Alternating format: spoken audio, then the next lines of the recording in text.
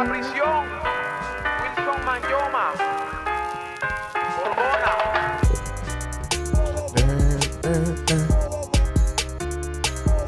Look at Twix. I mean, look at Berto. And look at me. Oh, yeah. Oh. Masters of None podcast episode 172. 172. Thank you to everybody that's in the chat. Thank you to everybody that's about to join. Thank you to Berto for writing in his book of sonnets, topics we're going to talk about. So before we get into our guest, we have a guest tonight, a very special guest, a guest I've been dying to interview for quite some time now. Let's get these announcements out of the way. So it's Masters of None podcast episode 172. We appreciate everybody that tunes in, everybody that tunes in after the fact. You can check out our live stream right here on YouTube if you're on YouTube, or right here on Twitch, or right here on Kick. All three platforms simulcast. If you can check out the live video version, that's what we prefer. Jump in the chat, participate, and it allows us to interact with the people that are watching, the viewers, and gives you guys a little bit of that interaction so you guys can kind of steer the conversation in a way. If you can't watch the video version live, you can watch it in the archives on YouTube, on Twitch for 30 days, as well as Kick afterwards, and it's also uploaded on Rumble, the video version.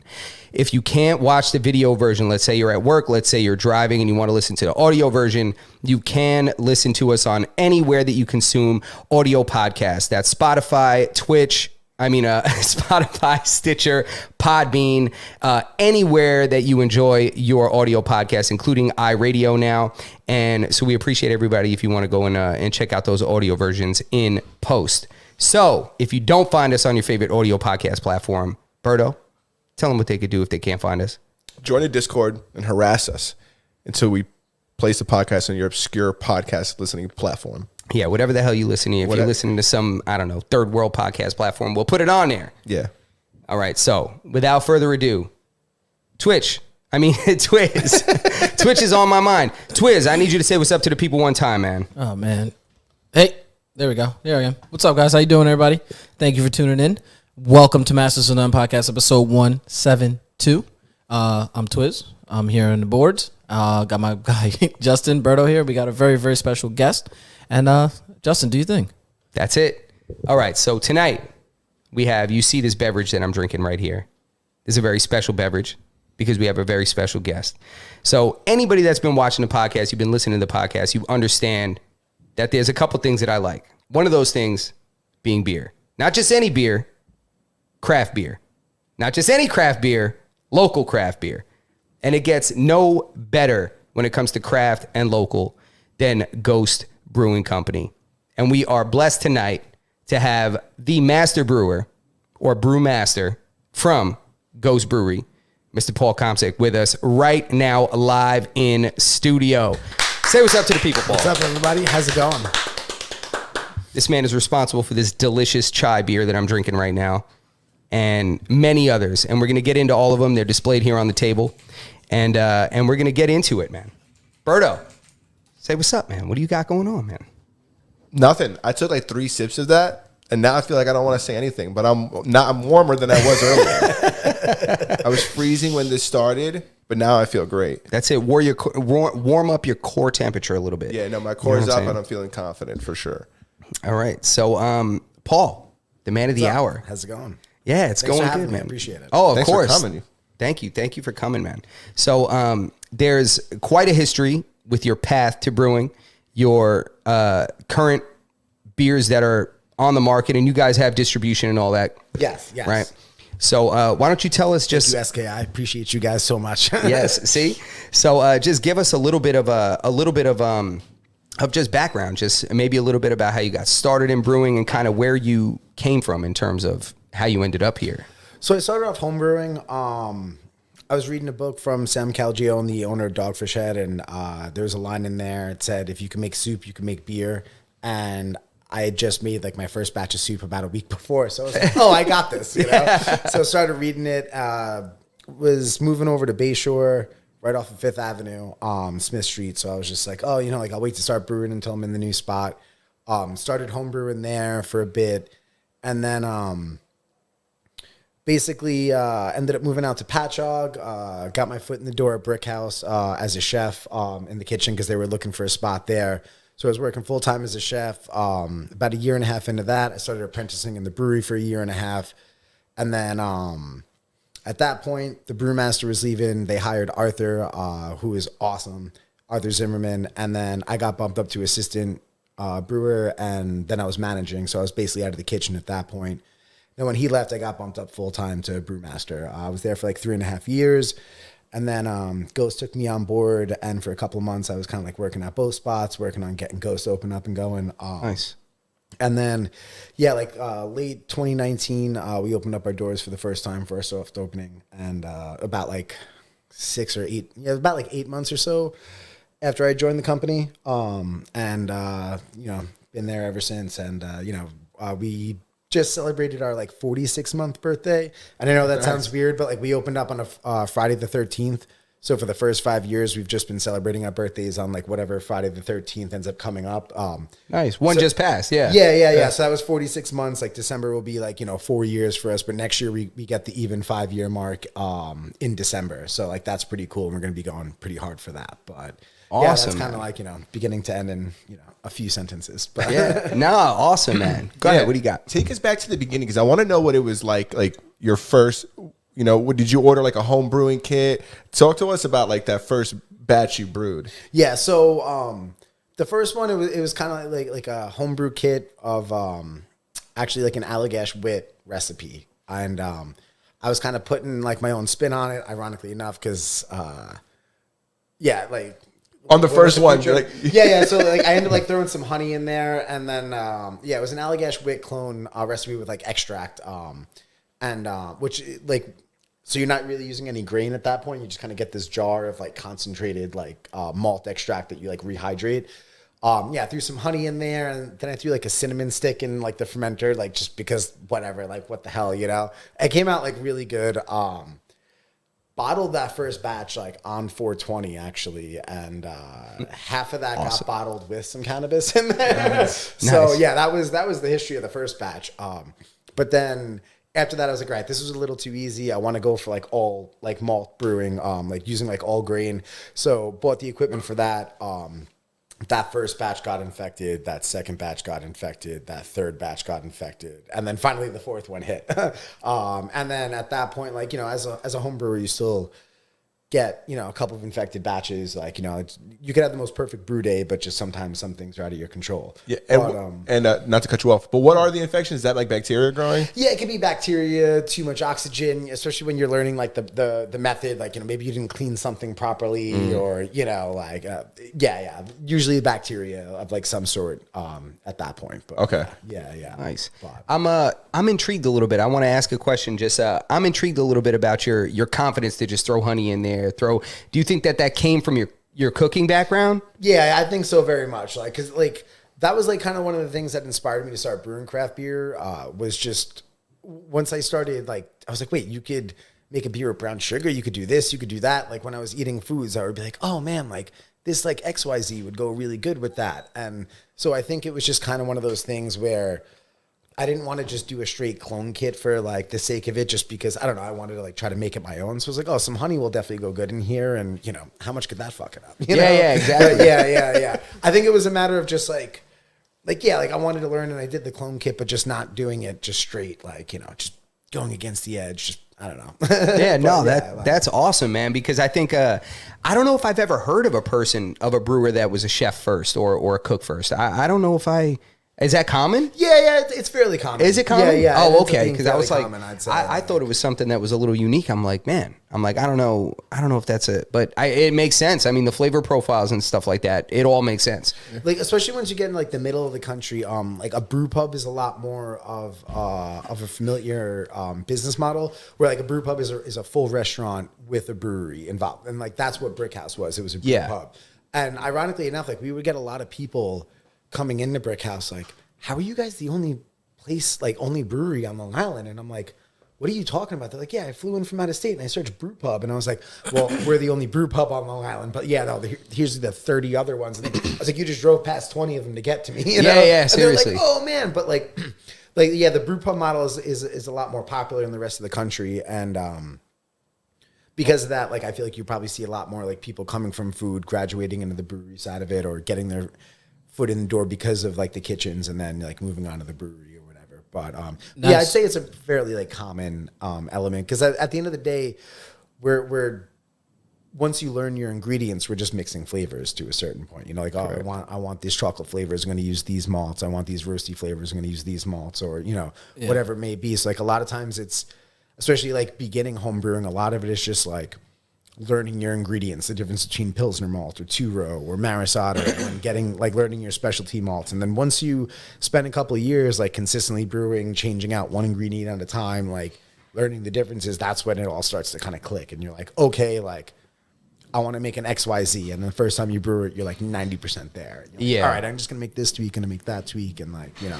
But yeah, I'd say it's fairly common that a lot of us end up having some sort of a culinary background to a certain degree. I feel like that's what ends up like inspiring a lot you, but definitely not a defining factor or a needed one by any means. Okay, cool. So, talk to us about the period between when you got that home kit and you made your first batch to when you get the job as the assistant chef. Like, where did you start actually bottling your beer, and when did people figure out like, oh, I'm kind of good at this, and you know, other people like it?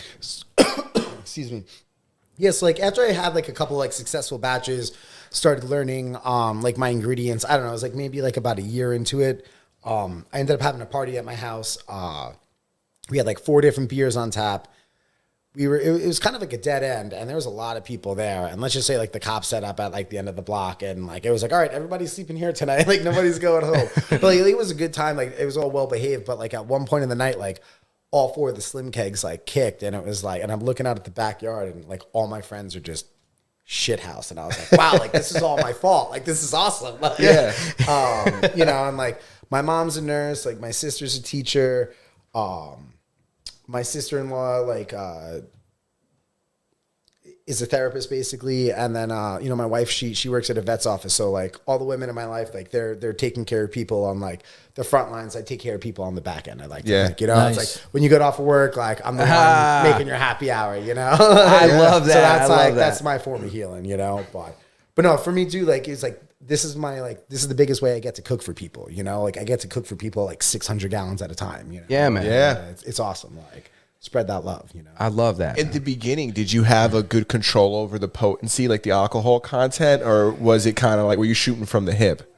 No, like I was doing a lot of math at that point, and like yeah, once you learn the system, like you know, you kind of get that down. And then when I moved to Patchogue and started brewing at like, you know, got my foot in the door at Brick House, I was kind of like upgrading the system to a bigger scale. Brick House. I started. I got to say something about that in a minute. Okay, cool.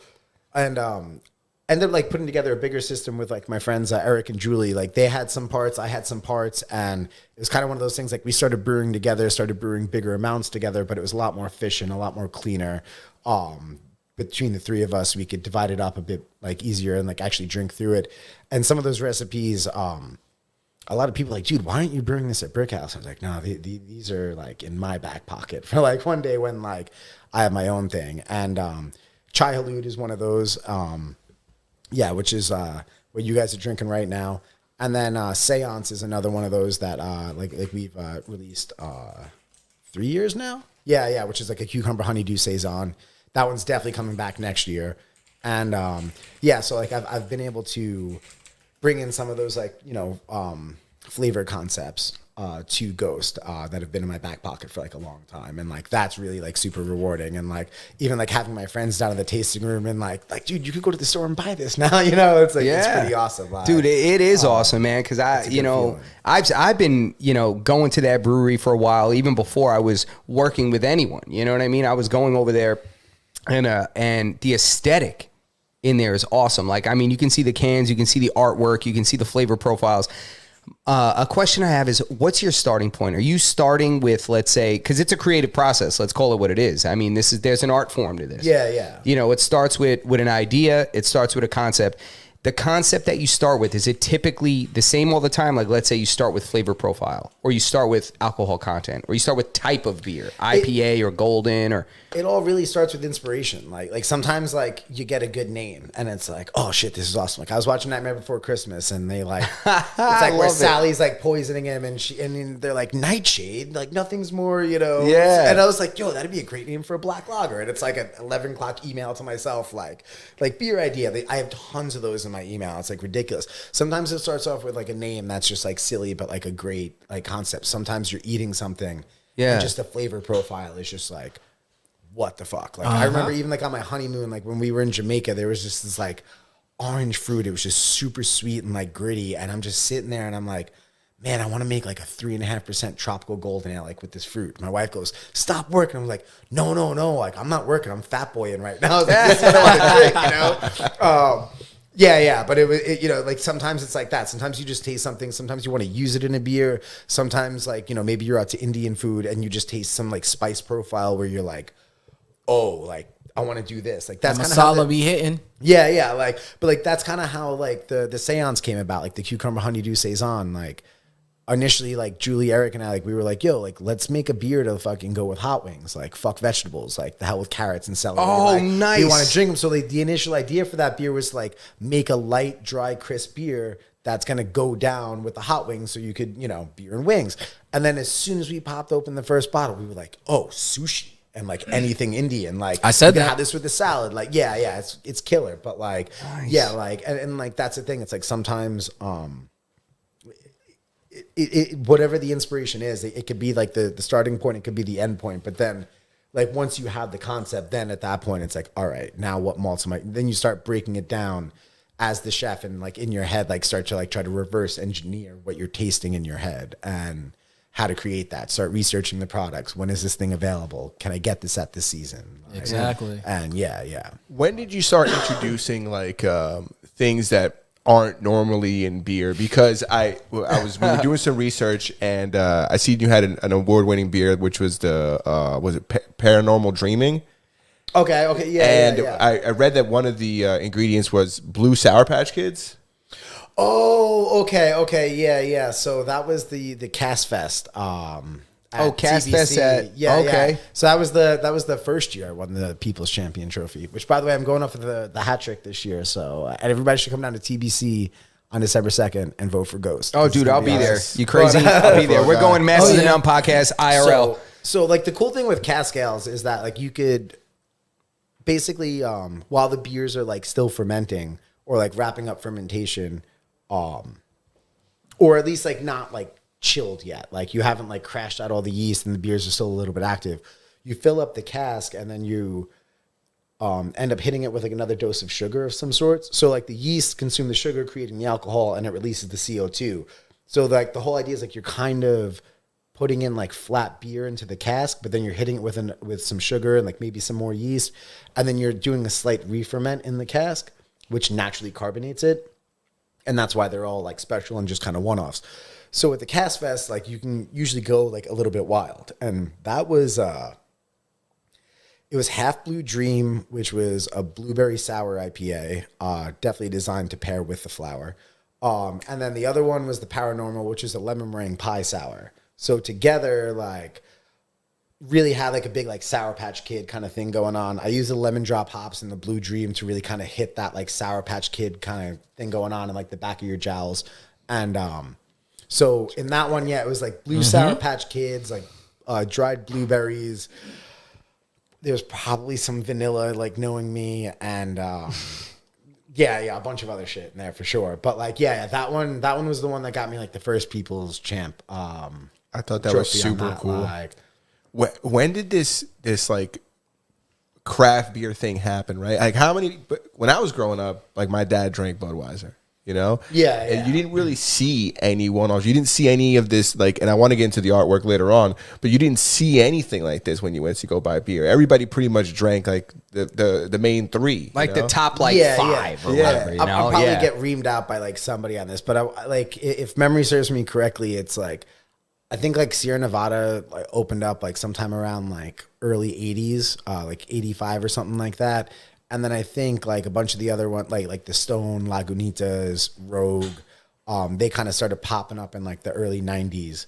Rogue, I feel like, is the first one that you really started to see a lot of like adult artwork, like scary artwork. They had the gargoyles. They were unapologetic.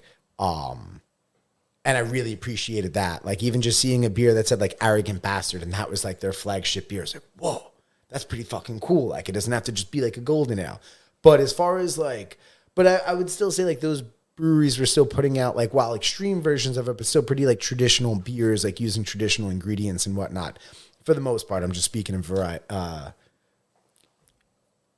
But like, yeah, like I'd say probably Dogfish Head was one of like the first ones that I started to see anyway. And even as far as like reading in the history books, that was just really putting out like really, really crazy stuff. And I think they were like 95, 96, 97, something like that. Yeah, when they started getting popular. No, when they opened up. Like, yeah, so it was probably like 2000, like 99, 2000 when they started getting really popular. But they were the ones that were really just like putting out all the crazy stuff, like using all the weird ingredients, the stuff that like was not beer. Like so to speak, in the sense that like, whoa, like the non-traditional ingredients. And like oddly enough, like those are like India Brown Ale was like the first craft beer I ever bought. And then a couple of months later, I ended up like reading his book that he wrote. And it wasn't until like 8 months later, after I read his book, I was like, wait, that's the guy that like makes this beer. Holy shit. Like I did not put that All the together. dots connected. Yeah. And it was kind of like, oh man, like that was like pretty cool. But like, as far as like what I've read and like what I've seen personally just in my craft journey, I'd say like Dogfish Head was like one of those like first ones, like on a big level. And like, the micro brew pubs, they were still doing like their blueberry ales and stuff like that. But I'd say probably like early 2000s is when you started to see everything really start to like kick up and like go crazy. And then after like 2010 was like the boom, like, maybe like 2008, 2009, that was like the boom where it was like picking up. And it started becoming cool. Yeah. 100%. Yeah, I wish I could go back in time and tell my parents, like, you guys don't have to drink this. There's other stuff out there. No, like, there's and way I mean, better stuff. in retrospect, like it's crazy. Like a lot of like people on Long Island consider me like an OG brewer, and that to me just like blows my mind but then like I look back at it, like I'm about to be 10 years officially in the industry, and I was like coming in right as that tail end of like the first wave of breweries had like opened up. Like, Blue Point had been around for a while, but then there was like a little boom where there was Blind Bat and Port Jeff and Spider Bite and Greenport opened up and like that whole like boom and like I got my foot in the door at Brick House like right as like that tail end of like that, I'm going to call it like first wave, quote unquote, on Long Island, kind of start to hit. Yeah. So what you got to say about Brick House? So, What do you got, Twiz? Speak to the people one time, Twiz. Let them see the gold in the waves, man. Switch that camera, man. Come on. Don't do me like that. Come on, bro. Do you know Ben and Nicole? Oh, I know Ben and Nicole. You know Ben and Nicole? Is that a trick question? Or Listen, no. Listen. Are you setting me up? No, I'm not. Listen, I setup? I was just with them maybe two weeks ago. I love Nicole. Me and Nicole grew up together. Me and her brother, God bless the dead, we're very good friends. Me and Nicole are very good friends. And I met Ben. I've been there. I've had dinner there actually a couple times. I officiated their wedding. So, you see, they were just telling me that, look, this is how crazy life is. That's why I was like, yo, you set me up, bro. Or like you asked me genuinely, like no, genuinely because I love them. They're amazing people, and look. Amazing. They people. just told me the other day, they're like, yeah, one of our friends officiated, blah, blah, blah. And come and look how the world turns, ladies and gentlemen. Look how the world turns. So I had to ask because I was never really like a big craft drinker. I mean, listen, I grew up drinking yak from the bottle. You know what I'm saying? Yeah. So Old English St. Ides, like special brews, like, hey, like, I'm all good dude, on that. Like, you know what's funny? Cobra He's like, I was Natural drinking Ice. Hennessy when I was 6. Yeah, listen, no, but like I was very much a big like when I was younger, I was like a big. I'm not drinking beer. I'm not drinking any beer, and I started hanging out with my boy Joe. I used to do a podcast with him in the past, and he put me on to like drinking beers. Like, dude, I was 14, 15 in bars with like adults. You know what I'm saying? And like so in any case, I was with adults and I was drinking beers. But Ben, when I went to Brick House, he was like, "What do you want to drink?" I'm like, "Dude, what do you recommend?" And he gave me one of the craft beers that I actually, this is this hits, like this is good, like I like this, you know what I'm saying? beer. And that was it. So yeah, and that's what I'm saying. It might have been your beer. So the world turns and everything comes full circle. If Ben and Nicole were there, if they were both working there, that was They were working there. Like I could say almost indefinitely that was my beer. Yeah, see, Like, And what was the first beer that you made there that was like, like there had to have been a beer when, in hindsight, you might have not known it at the time, but in hindsight, there might have been a beer that was like the transition beer. This was the beer that kind of changed everything, or was it that began a change? It was probably the Carrickfergus actually. So that was the Nitro Double Cream Ale that we aged on Jameson Oak that we would always like release in like March once like Irish Drinking Month kicked off. Especially in Patchogue, like March is Irish Drinking Month. Yes, it is. Arthur and I came into Power over there like December of 23, which honestly was fucked up. It was December 13th, 2013. So like the fact that like December 13th ended up being like the Ghost anniversary was super freaking weird. Yeah. But so yeah, like ended up like we did like this we called it like Wonder Wheat. That was like our first brewery, getting like a hold of the system. We did a couple of like safer brews. I think there was like a raspberry brown ale, and then I think we did like a passion fruit wheat or something, which was like pretty sour and like a little bit ahead of its time. It was good, but everyone was like, whoa, what the fuck's going on here? But then when we dropped the Carrickfergus, it was kind of like, all right, here's some wood age stuff, blah, blah, blah, blah, blah. At that point, we kind of had our feet under our, like the system under our feet, and we were like doing some good stuff. And when that dropped, everybody was just like, yo, okay, what the fuck is going on here? And then at that point, it was just constant like banging like one-offs that we were like throwing out there. And at that point, people really saw it, that it was a different regime from the brewers before. And like shout out to like LIBME and like all the other homebrew groups too, because they always gave us a fresh start. Like they saw the new brewers going in there. They saw how much like attention we were paying to them, and they saw that it was a new regime right off the bat. And it was kind of one of those things where like people would trash talk us on like social media. They were coming to our defense before we even had the chance to. And they were like, no, you got to go back. You got to give it a shot. And like, they were the people like on the front lines, like helping to change people's minds and come back and give us another shot. And they kept on doing it. And like, we gave them a first good experience back, and then a second, and then a third, and then they were hooked again. And then they were a Mug Club member. But I'd say it was probably the Carrickfergus. And then ironically enough too, that was like one of the beers that, like not one of the beers, but like that style, the double cream, nitro cream ale, kind of ended up coming over to like Ghost in a completely different format, but like under the Ambition is a Dream. 8% peanut butter banana, nitro double cream ale, no wood in there, no liquor in there. But I remember when I was like walking one of my like bosses through like the current Brick House profile, like right after I had like signed on with them, he's like, I really want to do peanut butter banana, but why does it always have to be this like big imperial stout? Like I'm not a big like stout guy, let alone imperial stout. Like, can we do those in like a lighter beer? And I was like, have you ever had a nitro cream ale? He's like, no, what the fuck is that? So I bring in the Carrickfergus. That year's batch, it was like 7 or 7.5%. I was like, imagine this, but like, pull out the whiskey oak, throw in the peanut butter banana. And he takes a sip. He goes, oh shit. He's like, yo, could we keep the whiskey oak? And I laughed and I was like, nah, man, because if we're doing like peanut butter banana, we got to do rum. He was like, oh shit. But I was like, I know you're my guy, because you were like, yo, let's keep the liquor in there. Yeah. So that was cool. So like, came up with a totally like new recipe for a cream ale. And I remember brewing it the first time and like throwing the bananas in the hop back and then taking the gravity reading. And I was like, oh, good news, bad news. I was like, beer came out good. It's going to be 8% instead of 7. They were like, oh, that's a hard one. And like, we kind of stuck with it because it worked. And, because like the East Coast Ghost is in a double IPA, the Ambition is a Dream has worked really well, because people are like, well, like, what's your double? What's your double? And then when we say that, they're like, I never heard of that shit, but like, yeah, definitely give me one of those. And like, that's definitely one of those beers that are a signature beer for us. Like when people are coming to the tasting room, if they've had it before, they're always having one of those before they leave. If they've never been there before, they're like, if they're not allergic to peanuts, they're having one of those, and it goes a long way. That's awesome. The East Coast Ghost is good too, man. Who put me onto that was John. Yeah, so shout out to NY Barber. He was on our podcast too. This is how small the world is. This is how everything's connected. I met him through John. And John is the one that put me on to the East Coast Yeah, Ghost. yeah. That's East good Coast too, Ghost man. and Ghost White, they pay our bills right alongside the ladies series. So those ladies pay our bills really Yeah. well for us. And Speaking of which, I'd like to talk a little bit about the ladies. The lady in green, that's lady in my green girl right right there. now. She popped my lady cherry, you know. Oh, So yeah. let's talk a little bit about that, man. ironically enough, Lady in Red is black cherry strawberry. So Oh, look at that! Yeah, See, yeah. So yeah, the lady series, it all kind of started off with the Lady in Red, black cherry strawberry vanilla sour. We brewed that I think it was technically like year 2. Flew out the door. Clearly, it was like the first rebrew of that we had ever done at that point is for the one-offs, like going into year 3.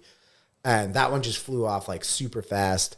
Everyone was like, you got to like make this a regular thing. And we were just kind of afraid of like killing a special. So Yeah. at that point, like the beer series were like really big where people were kind of just brewing the same like beer, but like changing out the different hops if it was an IPA or changing out like whatever ingredients if it was a different style beer.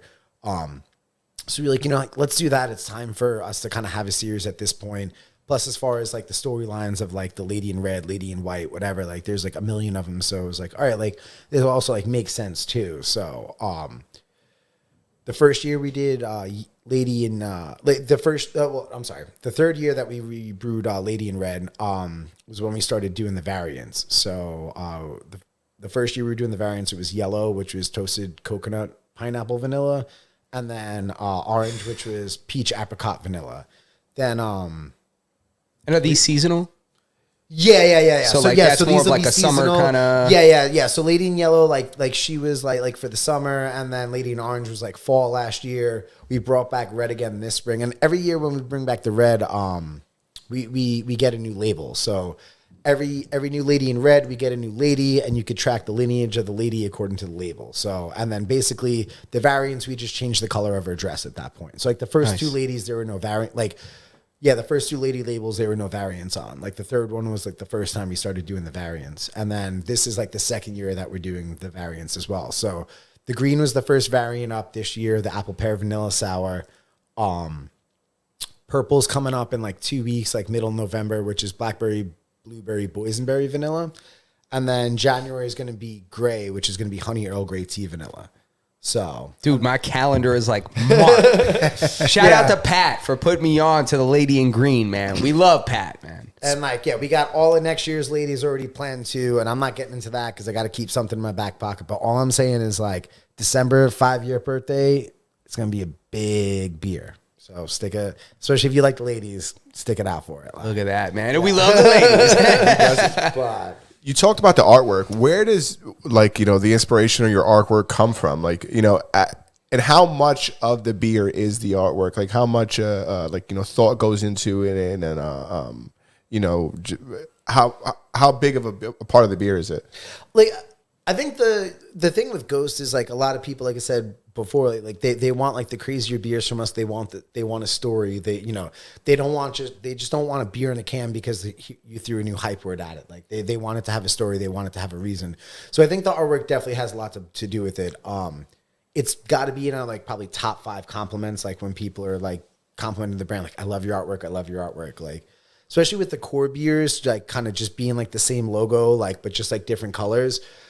When you walk into a beer distributor and just see 5 of those right off the bat, your eye is going to them. And, it makes you read it a little bit. All right, cool. And then same thing with the limiteds. We kind of keep this general platform where there's like a tarot card, like almost. And like, that's the image. And then there's like a background behind the tarot card. Like on the Omen, you've got like the burned graveyard. On the Childhood, you've got like the sand dunes. And Lady in Green, you kind of like have like a room in the background. And again, that just kind of like tells the story a little bit more.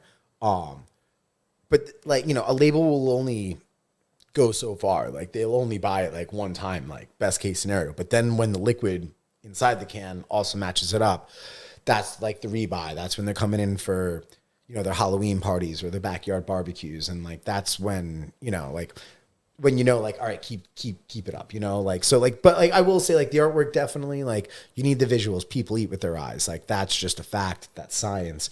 And you got to have that. But, yeah, like I like to think that like the labels don't speak for the beer though. Like like, you know, people, like, especially in the tasting room, you could see it. Like, you know, when you're at a beer distributor, obviously, like, you're looking at the labels, it's going to have a little bit more to do with it. But, like, when you're in the tasting room, you're looking at the beer board, you're not looking at the labels, you know? And, like, when you know, and then when they're like, oh, I'll get a 4-pack of this, 4-pack of this, and then they see it, it's like, whoa, like, oh, shit. Like, Yeah, that's really didn't cool. expect it. Yeah. Yeah. So it definitely goes a long way, Bob. That's cool, man. And also, you know, when you talk about the tarot card and you talk about the vibe of ghosts, and I mean, you guys that's kind of like a Ouija board kind of feel on it. Yeah. Yeah, so, you know, the aesthetic of the room, if you go to Ghost, like everybody that's watching this, if you're in the chat, if you watch it in, you know, after the fact, if you've never been to Ghost Brewery on Long Island, look it up and go there. The vibe in there, I want to shoot a music video in there. Like when I tell you right now, it's, you know, it's I brought one of my buddies over there and he couldn't believe it. He felt like he entered like another dimension. You know, you go in there, the vibe is just like, you know, it's kind of gives this, you know, this kind of like tarot card reading, kind of like Piratey. Yeah, Kind kind of of like esoteric, like occult, like as kind of Yes. going on. Like, yeah, there's like some tarot card artwork on the walls, but like we've had like some regulars and like friends of ours like gift us these like Indonesian spirit dolls where Yeah. like the female needs to be looking at the male, and like my wife swears by it. Like she walks in the tasting room and like the female doll's not looking at the male doll, she's like up on that ladder fixing it like right away.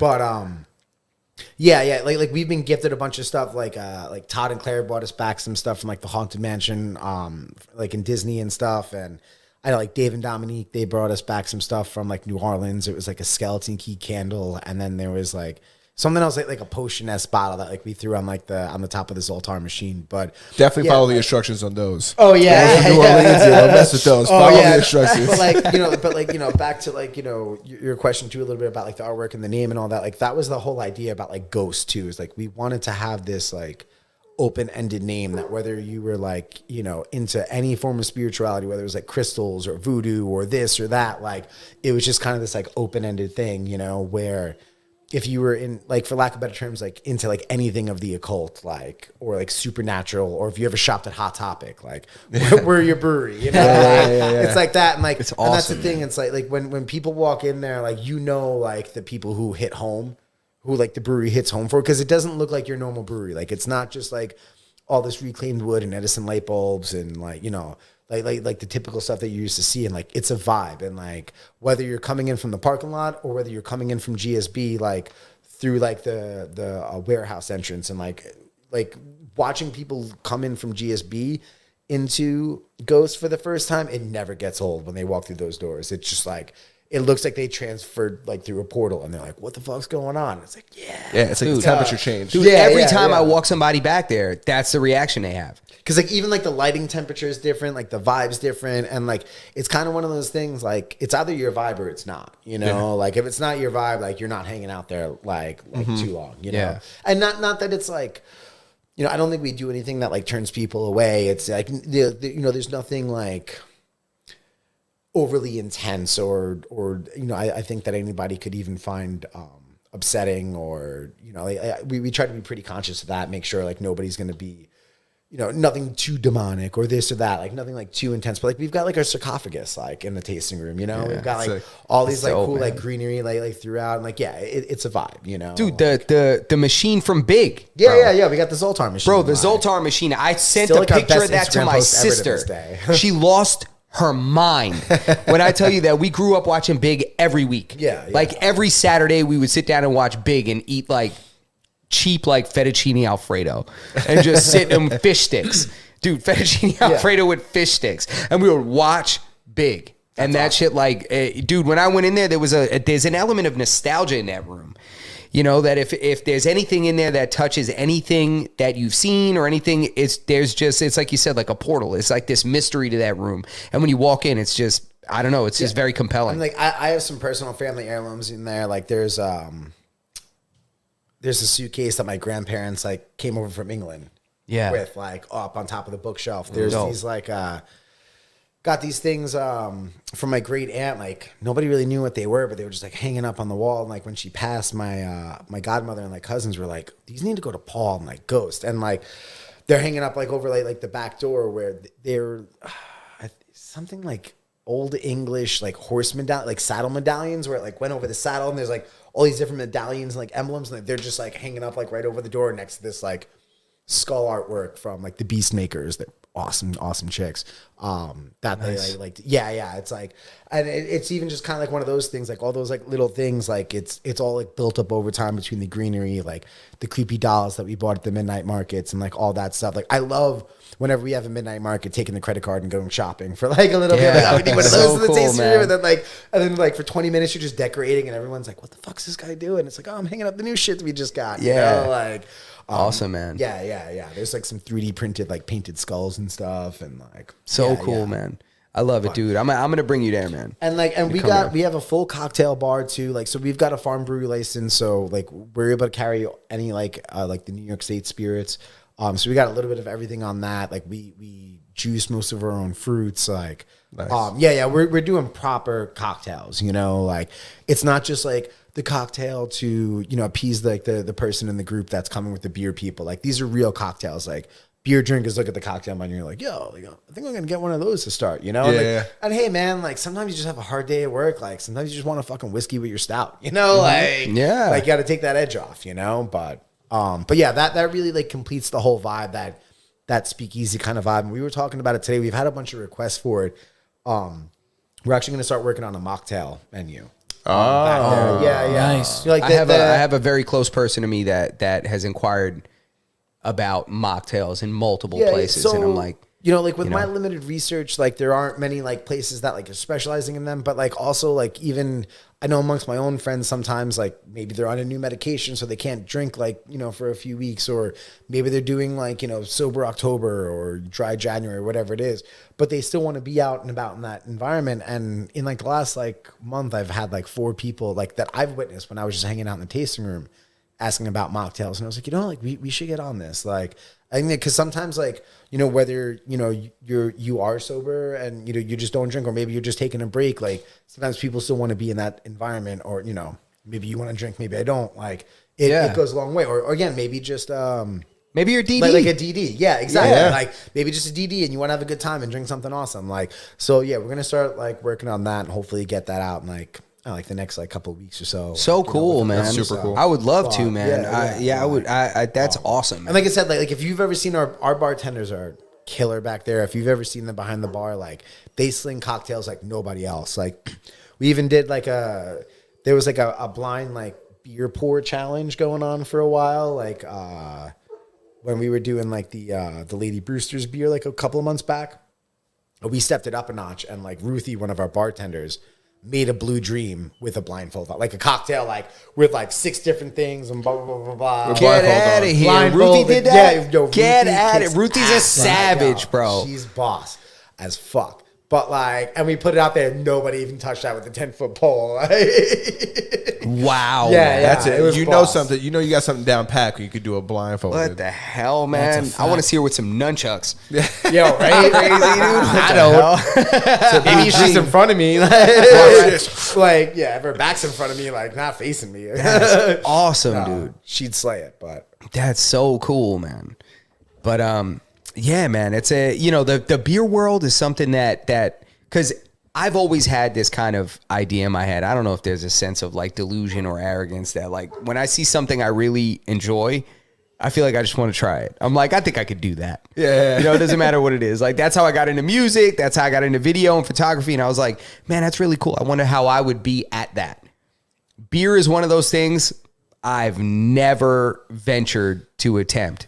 Your beer's my glass blowing. Yeah. Because I thought for sure he's always wanted to blow glass. Yeah. This guy, and then he's never done it. Yeah, hey, like I mean, you know, but like you know, hobbies are important. Like you need a hobby, but like you know, just because you know, not every hobby needs to turn into like a full-time job, or you know, yeah. And like you know, sometimes like you know, I feel like in the brewing industry, you see a lot of like you know, home brewers or whatever, like kind of fall down this rabbit hole, and like you know, brewing a beer and running a business are 2 different things. Completely you know, like, different. and just because you could brew a beer once, like, all right, now do it 3 times, do it 4 times, do it 5 times, do it 6 times. Like, can you do it? And now sell it. And but like you know, well, that's the thing. Like, brewing beer is one thing, running a business is another. Selling beer is a fucking third other thing. Yeah. And that's why like I brew beer and I've got a head of sales and there's a whole team like, but like, no, like just because you can brew beer doesn't mean you could like run a business. And I'm not necessarily like trying to like poop in anybody's Cheerios, but like, no, like what I was getting at though is like, everybody needs a hobby and it's important to like kind of keep those hobbies like in check sometimes because you need that mental break from life, from the realities of work or like whatever that is. For me, like that's what music is for me too. But a lot of times I end up taking that a little bit too seriously. And it's like, all right, dude, take a step back. Like this is your release. This is, Yeah. a couple of hours a week that, you get to turn off from the rest of the world. Enjoy that, Yeah. and like, especially if you enjoy what you do, like, I think it's even more important that you have a hobby because that line between like work and play will just become infinitely gray. And then, you get lost in that. And then all of a sudden you feel like there's 1,000-pound weight on your chest because you're not hitting everything right, Yeah.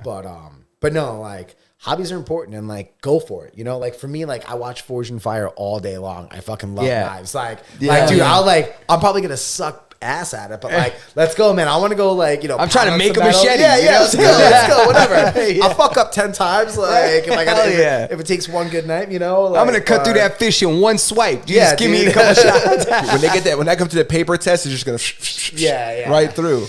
Yeah, man. No, that's true. I actually worked with a guy one time, and he was a painter. He used to do really cool stuff, like murals, like things like that for the company. And I remember we had this like baseball themed. It was like a baseball stadium themed barbecue, and he painted this like baseball player at the plate, like he's hitting, and then made like a strike zone, and that was a game for participants that came. You could throw a strike, like if you threw it through there, you won a prize. And I remember seeing it and I was like, man, this is so good. And I went to him and I was like, this is incredible. Like, why do you work here? Like, why don't you do this? And he was like painting something else. And he was like, dude, if I ever got paid for this, it would take all the joy out of it, man. Yeah. He's like, this right here. He's like, this is my release. He's like, I'm good just doing this when I'm off, and it really changed my perspective on things. And then to hear you say that makes a lot of sense, It just makes a lot of sense. You got to turn the brain off, like especially when it's like on 24/7. Like you got to turn the brain off, like especially, everybody likes to say like if you can make it in New York, you can make it anywhere. But like when you've grown up here your whole life and like you've been living like the New York struggle for 38 years, it takes a toll on you, and like you got to take that step back and appreciate it because otherwise, like what the fuck are we working like assholes for our whole life? Like, exactly. You gotta like it's otherwise. You go postal. Yeah. Listen, man, that's when shit gets weird. I'm sure that's why they have tasting days, right? What are the tasting days like? When you're bringing out a beer for the first time, are you the first guy that gets to like, I'm sure you're tasting it throughout the brewing process, right? Oh yeah. And I mean, like if it sucks, it goes down the drain, and that's. But who says it sucks, right? Because I'm sure there's something. I say it sucks. yeah. Are there ever things that you don't like, but other people are like, no, you're crazy. This is great. Well, like so, not every beer that I brew is like my favorite beer. Or like I'm drinking 4 of them a day, but like every beer I brew, like I'm 100% proud of. Like there's a difference between like something you want to drink and just something that's bad. If it's bad, if it's got off flavors, if it gets infected, like it goes down the drain. I'm really fortunate at Ghost where.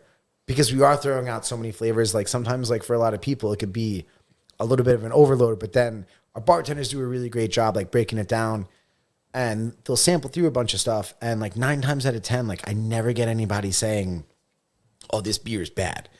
A lot of times like, I don't like this. It's really good. It's exactly what they said it was supposed to be. You would like this. This isn't my thing. So they're not associating like the flavors that they don't like with being bad.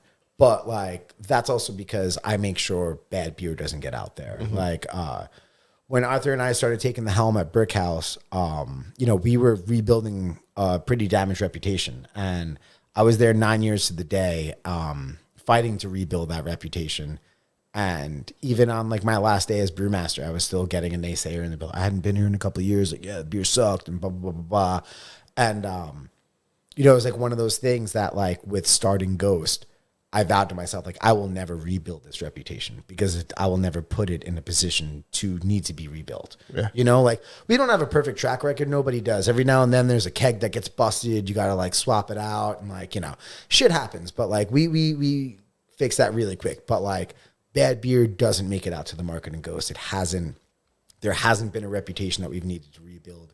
And like, I'm really proud of that. Like the quality control, that's what it's all about. Like our industry prides ourselves on quality control. And the thing is, like with all these breweries opening up, it's not like a new brewery opens up and the pie gets bigger. Like the pie just gets cannibalized, you know? So when these breweries are opening up and they're not doing the right thing and they're putting out that bad beer, sometimes like bad as in like infected, you know, sometimes people that walk into a craft brewery, it's their only time they're going to give beer, like craft beer a shot, or like at least like for the next 5 years. Yeah. So if they're drinking bad beer, then they're like, oh man, this is what craft beer, this is what it tastes like. This is what everybody's raving about. I don't want to go to this spot. Like, so it does affect us like all collectively. Just very much like a rising tide floats all boats. It can also work the other way too. Yeah. So, like when people don't do the right thing, like on a business level, I take it offensive because especially at Brickhouse, we had so much contact time with the customers. At Ghost, we have so much contact time with the customers, like leading them through like the flavors, you know, and then you just have these people that are just not doing the right thing. It gets really frustrating, but like you just got to keep to it and like keep doing the right thing. And, you know, like the proof is in the pudding, you know, and that continues to build. And then when people are like, yeah, I've never heard a bad thing about you. I want to give you guys an extra beer line or something along those lines. Like, that's where the hard work pays off. And, you know, like, that's what's up. Because for every one bad thing you do, you got to do 20 good things to make up for it, right? You Yeah, know? no, because, like, especially if they were a regular and now they're scorned, or even if they came to your spot and they didn't have a great experience or it was a bad experience, if you want to regain that customer, I mean, it's basically like math. Like, you need to give them 3 perfect experiences. Like, that first time they come back again, it needs to be fucking perfect. They're probably not going to come back for like 3 to 6 months for that second time. That second time needs to be just as good, if not better. And if that third time is even just a little it's right back to like, that place is just okay. So like, if you really want to convert those people back, like you genuinely need to give them 3 perfect experiences back in your place, like in a row. And like I don't want to be in that position. Like, I want to be in that position of giving you 3 perfect experiences right off the bat. You know, like I don't want to rebuild that. You know, but Sir. Yeah, it's solid, man. The place is solid. Everybody that works there is solid. All the bartenders are solid. I've never seen a person leave there and be disappointed, be unhappy, be let down. It's just something, I mean, the experience is there, and it's for a certain person. It's for a person that likes beer, that's there. I mean, I see the crowd. It's just different than a lot of other breweries. You know, it's just different. Oh yeah, and like I mean, like much of that note too. Like one of the things like I hear a lot of is like I don't normally drink beer, but I drink your beer. But like particularly with the sours, like even amongst the beer drinkers, they're like, I don't drink sours, I drink your sours though, and I'll never get old on that. And like much like I was saying again, as far as like growing that piece of the pie, like that's important. Like when we have that FaceTime with customers, especially being in our direct business, and you know, and not just some macro brand that's just on tap at a bar. When you have that direct contact time with your customers, you have that time to flip palates. You have that time to convert those like non-beer drinkers to possible beer drinkers. And because a lot of the flavor profiles that we dabble with like touch on a lot of other things, we're able to convert a lot of cocktail drinkers, sometimes depending on what's on the menu, maybe some wine drinkers, and show them like, hey, not all beer is just like, you know, beer flavored beer, or, you know, and that really just opens up their mind. And even if they don't find something that they like, they're still like walking away from it like, whoa, I didn't know that could be beer. You know, like I didn't know you could put all that shit in beer. Like, but Yeah, man. That's awesome, man. I have a little question because Berto, you don't really drink much beer, No, if ever. I haven't had a. I tried to peer pressure you many a times. Yeah. No, I'm kidding. He's my DD. But I want to hear a little bit about what you think about this chai beer. I mean, because you think it's good. Not only did you have some, you asked for some more. Yeah, I had to stop myself. But no, I thought it was delicious. You gotta I'm drive one of all the those way guys upstairs. That like, you know, that doesn't drink beer, right? And in my mind, I'm like, when I was growing up, there was this drink. I don't know if you ever had it. I used to drink a lot of Malta. And I've never had it, but yeah. You're lucky. Malta Goya, that shit sucks. Yo, delicious. yeah, Malta is not good. And Malta it doesn't is even bad. get you drunk. It's bad. delicious. It's like a malt. Tree sap. Twiz, what is it? Can you Google it? What is it? It's delicious. And when I was growing up, I was like, oh man, I wish like beer tasted like this because it's so good. It's super, now as an adult, I think it's super sweet. I don't think it'd work. But that's when I was younger. I was like, man, if beer just tasted like Malta, it'd be delicious. But no, I think that that's what made me. I think they're delicious, and that's what made me ask you the question of like, when did this craft beer thing started, right? And why aren't everybody drinking these? Because I think they're the different flavor profiles that that a craft beer brings to the table. It totally outweighs like the classic kind of beer taste that all like the major brands have. That bitter beer, like it's almost like why is anybody still drinking this? And it's no disrespect to them. It's just like from and this is an objective opinion because I don't really drink beer. But it's like if you're gonna drink beer, why not drink the delicious one?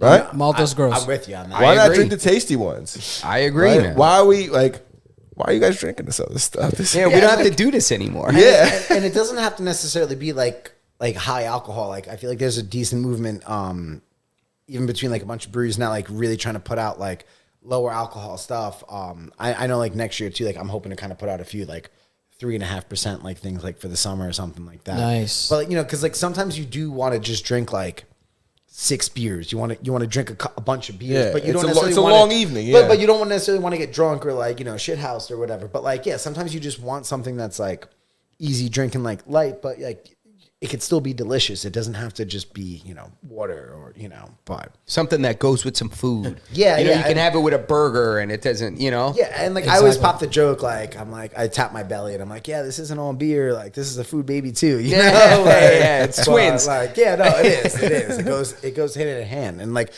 again, at least like for me, like as far as like the creation element goes, like it does go hand in hand for me. So Yeah. I to just be want to honest- jump in. Go ahead, jump in. Let me Swizz. jump in real quick. Let me just address the chat. Shout out to O. O's rocking with us. Oh, shout out to So Oscar. he was saying earlier. He told me shut up. He loves Malta. Listen, people, it's Coquito season. Yeah. So if you guys need Coquito, you know who to hit up. And this is Oscar. That's It's a our fact. boy. He's been on the podcast. He makes coquito and he That's ships his- it everywhere. No. That's his Hold hat time back out. Time there. out. Time out. Time out. Time Ethan, out. I'm his- talking to you. Time out. I'll get Pull on the the hat camera. ready Hold for me. on. Pull Listen. the hat out, Justin. It's Hold right on. behind you. Twiz wants us to shut up. Listen. Oh, I'm Mira off. pa allá que Yeah. le se jodió That's la what happens. cámara. Yo, you see when I say- get crazy. when you talk crazy, let that's that what rock. happens. Nah, let that rock. I don't even. They just need my commentary. Nah, you gotta see you on the video. Just half Nah, press the Papa. shutter, Twiz. I got Just you. half press the With shutter. the gold and the waves. Come on, bro. Half press it. I did have. Got all the gold Let me on, see. bro. Come on. I'm not there. Hold on. Wait. You might have to shut it off and turn it back on. people start talking Coquito and shit hits the fan. Yo, nah, that's it, bro. Hold on, because I gotta go hard for my guy. Hold No on. signal. There it goes. It's coming on. It's coming on. I got a vibe. He's coming, Twiz. Ready? Hold on. Oh, wrong button. There we it go. is. All right, listen. First Go and ahead. foremost, First and foremost. fucking make sure y'all tapping with my guy O. It's the best coquito on Long Island, period. And I will put money up against anybody's. That's a fact, against anybody's. I will put money up. So if you're not in the Discord, if you're not in the chat, if you're not getting on these platforms, come holler at us. Please let us know who makes coquito. Your abuelita, your tia, your tío, your mom. I got money on it. My man makes the best coquito. Make sure you guys tap in with him. Make sure you jump on a little Coconut LLC. Make sure you jump in. Check our episode that we had in the past when we had him as a guest. He definitely bought some through. I think Figs bought some through as well in the past. My favorite flavor is the peppermint. You know what I'm saying? But a lot of people like the cookies and cream. He's got all different types of flavors. Make sure you tap in. And I got money on it. I had to let that be known, all right? Yo, can I come for that tasting? Yo, listen, absolutely. yeah. You can. The holidays are coming around. We're gonna have we gotta have O back on, and we gotta do another. Yeah. We gotta do this year's exclusive flavors. Are you a coquito fan? You like coquito? Yeah. I mean, I'm gonna be like super white, but I'm honorary Puerto Rican. Yeah, So so that's- go. that's Hey, like- listen, if you adopted weren't me when I was, like, honorary before, 13, you're so- honorary now. Yo, You got the listen. pass. Look, you got the pass. George, you Yeah, got we're the gonna pass. give you this. Yo, We're gonna look. give you a stamp you can put in your wallet before you leave. Yo, O just said in the chat, he said, got you, I'm sending bottles next episode. You feel me? Yo, let's go. And he Appreciate said, it. yo, let's do a coquito brewery. So I'm just saying, if you guys want to get together, maybe you guys can make a little seasonal flavor. You know what I'm saying? Oh, That's little what I'm doubt, saying. no doubt. Little He's- shameless plug. He's he makes great. He does flavors that I never saw before. Now I am traditional. I'm 100% Puerto Rican. When I say like my mom's been making coquito since I'm a kid, like since I can remember, and she makes it plain. You know, plain regular coquito, because that's what it is from Puerto Rico. It's regular coquito. Same thing at my mom's Oscar, house. right at your mom's house, right? They didn't even know anything else existed. No, nothing else is coquito. So like an old school Puerto Rican. sometimes you want a plain slice, sometimes you want a specialty That's slice. it. That's what I'm saying. And Oscar has found a way to make flavors. The peppermint coquito is ridiculous. He drops it around Christmas. I was shocked. I tried it. I said, this is going to be crazy. In Listen, my it's mind. up now. I drank it. now. It was ridiculous. He makes that. He makes them with different liquors. He does them with, because the traditional coquito's made with rum, which Yeah, you know, yeah. I'm sure. I'm talking to a brewmaster here trying to, like I'm going to, hey, like I'm beer- here to educate beer him. He and says it's cocktails important to are pick different good hops, all right? You understand what I'm saying? Let me tell you about these hops. Now, so the fact that he makes it with different liquors and still is able to, like, the flavors and the liquor, he does it with Hennessy, he does it with rum, he does all different stuff. I'm impressed and I'm shocked. He makes his own labels, he does everything and Yeah, packages everything. it and sells it, ships it, whatever it is. Oh, don't forget, he also donates. So he donates a portion of the proceeds. That's right. To people who are suffering from cancer. Shout out to my boy O. Send him much love. And also, I want to shout out to Megan in the chat. Megan is going crazy. O said his new flavor is cherry chocolate, and she said Paul makes a cherry chocolate beer too. You guys are halfway there. Yeah, afterlife. Afterlife. Listen, man, I'm ready to Chocolate visit cherry. it. I'm ready to visit the afterlife. What's how is the beer affected with like is viscosity like a thing that's taken into consideration? when you're making a beer? Yeah. That Take really, it easy, Twiz, all right? You start saying viscosity, Twiz starts Pineapple back. juice, and you hit the headboard every Yo, time. listen, Swizz. Yeah, he's Listen. rubbing his fingers together. He said, viscosity. You know I got that palate. Don't play with me. yeah, that's something that like it's like soup to nuts, like all around. Like you have to take that into account, like between the ingredients that you're using and the yeast that you're using. Like because some yeast can consume more sugars than others. Some malts provide more fermentable sugars than others. So like, sometimes you'll be left with a bigger body naturally from the malts. Sometimes more yeast can consume, like different yeast can consume more sugars than others, basically. So Okay. like if you're looking for a certain mouthfeel, you need to think about that from the beginning to the end of, like, even down to like your water profile. Your water profile will affect that as well. And is that how your like the chocolate or like things that are like supposed to be creamy? What you would make? Would you make those like a little bit of a thicker, more of a mouthful beers? Yeah, so like a lot of times like those have like oats in there. A lot of times they have lactose, which is like a milk-based sugar that also helps kind of like thicken it up. And like sometimes they even poured nitro, like like a Guinness also like what is poured, so it also enhances that creamy mouthfeel too. But like through like the oats, sometimes corn, like the crazier adjuncts, like that'll build up the mouth feel. But also like if you choose a yeast that doesn't consume a lot of like the sugars, you'll be left with a bigger body, and that will also kind of help with that like chewiness, quote unquote. Like also like wheat will also help like add some like chewiness to it as well. Like just make it thicker. Like sometimes you want a beer you can chew through if it's a big creamy chocolatey stout. Like sometimes like if it's just like in the summer in July at a barbecue, you just want a really thin, easy drinking crisp beer, But I had a question. I thought of this earlier, and it just came back into my mind. Were there any ever flavors that are gone? Anything that's like you made it once, and it's like you didn't write it down, or it was never to be recreated? That it's like the one that got away. sometimes like you miss some notes, but like sometimes there's just like some hops that like don't sell, and then like the growers stop growing them, so like you don't have access to them anymore, and now you need to like find new ones. There's definitely been a couple of notes like slip through the cracks, but I recently got back like all of my brew cards from Brickhouse, which was like pretty awesome, and a lot of those recipes kind of slipped through my cracks. Like when I was leaving there, I was a little arrogant and like stubborn that I didn't like make my copies, and I was like, nah, fuck this, I got this.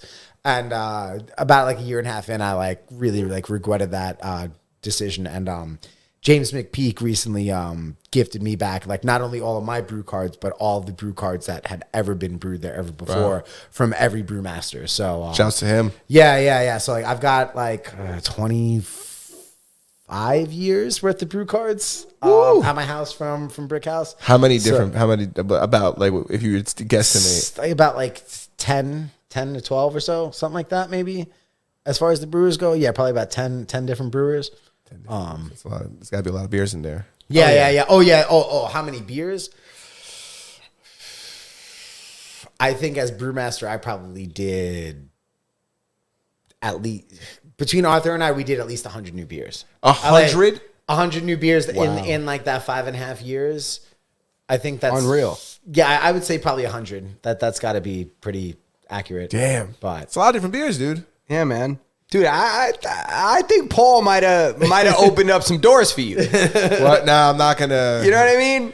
The flavor profile is just a little bit at a time. Yeah, you know what I'm consuming it. Yes, I'm not gonna buy like a vat or anything. I'm saying? like, Yeah, yeah. But knowing you, I might come down here, please. One time he was into bonsai trees. We'll get into that another time. hey. I get into whole these entire crazy apartment full of hobbies. bonsais. After that, I jumped into saltwater, like reef fish, like reef tank building. It was ridiculous. Had an Instagram that was popping off. It blew my mind. But anyway, Hobbies are important, man. yeah, they are, man. But I think where we at, Twiz? Are we at the hour? We're over the hour. 104. We're over the hour. Look at that, man. We're over the hour. Paul, Appreciate you guys. Thank you listen, so much. man. Thank you. We appreciate you. We appreciate everything that you spoke to us about. I'm going to watch this again and I'm going to study it. Yeah. You know, this is, I want to make sure that we talk and make sure that people know that the Ghost Brewery is accessible. You can go there physically. You can buy their beers at places that they have distribution with. You can order online, right? Can you order online? I think you can buy online, no? You can place an order online for pickup. And then pick up But at the brewery. yeah. Okay, I had to so think you- about that one hard. but- Yeah, but you guys can do that too. And I mean, the beers that we've talked about, there's a bunch of different beers that you can go and check out for yourself at the brewery. You can try them. You can have yourself something on tap and then try to see if it's something that works for a canned version of it for you to take home. So we just appreciate you, Paul, Appreciate for you guys. coming through. Thank you, man, man. this guy right Awesome. here is a legit brewmaster, and we are blessed to have him here with us, bringing us these delicious beers that we're going to try. And I'm going to drink probably a few more after we go off air. But we're going to have all the Ghost Brewery information, the Instagram and stuff like that, where you can follow them in the description down below. And this is a Masters and None podcast, episode 172. And anybody that's in here, please drop a like. Make sure you subscribe to the channel. Make sure you hit the notification bell so every time we go live, you do not miss an episode. And you can check out all the audio versions on all podcast platforms: Spotify, Apple Podcasts, Google Play Store, Stitcher, Podbean. Now, proud to say iHeartRadio. And Sir. if you don't find us, go ahead, Berto. Let them know where they can find Go us. on the Discord and harass us. Harass us until we put the podcast on your obscure podcast listening platform. Before we go, I want to give you the floor so you can. I know the social medias are going to be in the description, but if you want to let the people know what's coming up next or what they can expect, if anything's coming up, I know. Yeah, that- so November we got Lady in Purple coming up, Blackberry, Blueberry, Boysenberry, Vanilla, and then big thing for me, December 2nd, the Brewers Collective Cast Festival going up for the hat trick on the People's Champ trophy. Only way to win that one is you got to get the votes, and I won it 2 years in a row now. Last year I won it by 1 vote, so I'm not like being cocky by any means. Sure. Get out to that festival regardless.